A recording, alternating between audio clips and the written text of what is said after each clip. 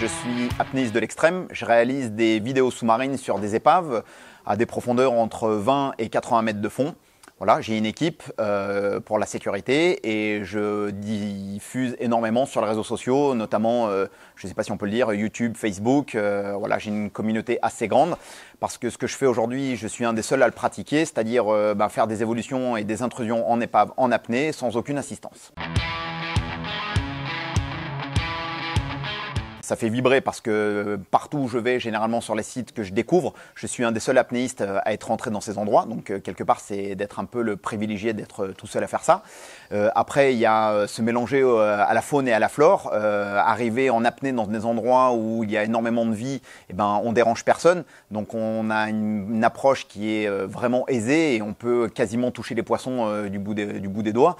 Et quand on a cette explosion de couleurs au niveau des gorgones et au niveau de toute cette vie qui est en abondance, notamment au niveau des épaves, c'est juste un moment magique.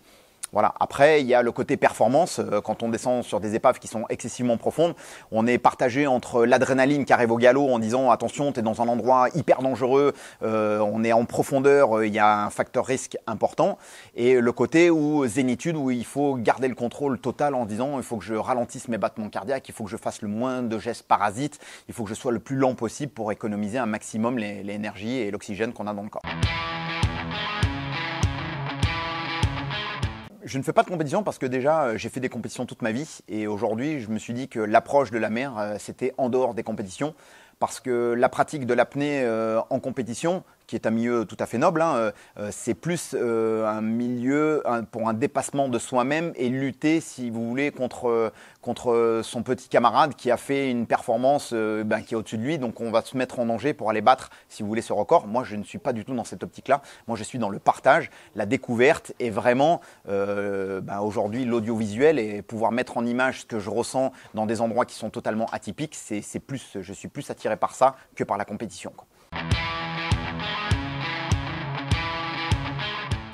Moi, je suis. Alors, pour être un petit peu de leur côté, je les approuve et je ne sais pas comment ils font aujourd'hui pour pouvoir garder la tête hors de l'eau parce que le public, les salles, aujourd'hui, c'est indispensable pour ces gens-là, pour qu'ils puissent exister et puis pour qu'ils puissent réussir à gagner leur vie dans leur métier. Aujourd'hui, être privé de salles et de rassemblements, il faut qu'ils trouvent des palliatifs pour qu'ils puissent continuer à exister, à garder leur public parce que malheureusement, on est dans une société aujourd'hui où quand on ne voit pas, on se fait oublier.